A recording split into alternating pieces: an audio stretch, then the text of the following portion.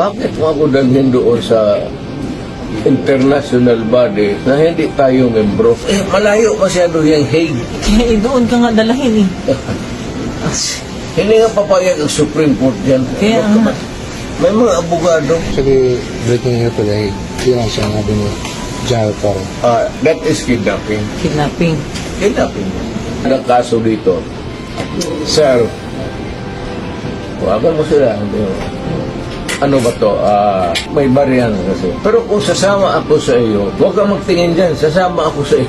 Yes, sir. Thank you, sir. Total, nandito naman tayo sa government facility. Yes. So, escape is not a problem. Impossible dream. Thank you, sir. Okay naman, Apurado. Ang akin lang, I might not have the chance anymore to lecture on you na the serious implications nito. We have withdrawn and then you would allow it to be brought to a body of which we are no longer a member. Isa yan. Kaya sabihin mo din sa sabi ni Mayor, kindly ponder on this unity. Sir. Alam mo man, nabasa mo na siguro, withdraw na tayo. So, bakit mo ako dalhin doon sa international body na hindi tayo membro? Kung balang araw, per chance, kung isa sa inyo magkakaroon ng kaso, at joking ko yung mga politika to, ay, alam mo naman politika ito. Sabihin ko siguro, doon, hatakin mo yan doon sa maligayahan kayo niyan. I'm reminding you, not because I want to, I'm not berating you actually. I'm giving you a lecture na ponder on it seriously because magkakaroon ito ng implication.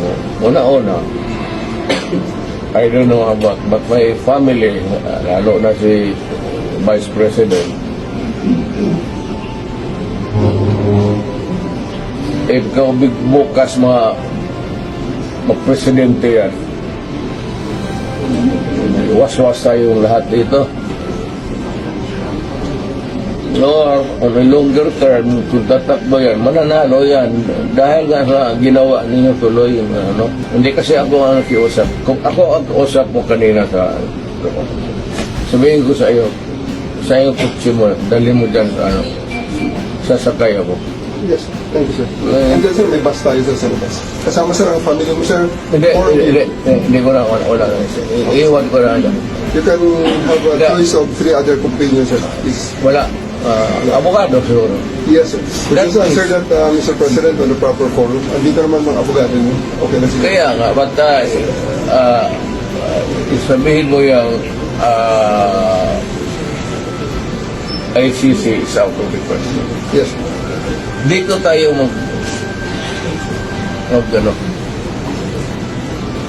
prosecute niyo ako, i-detain mo ako, pakainin mo na ako, patulugin mo ako.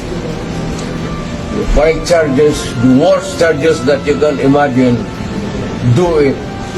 But dito sa Pilipinas, hindi ako I do not recognize you. So, are you happy with that, sir? Oo, basta yan ang condition. Let's go.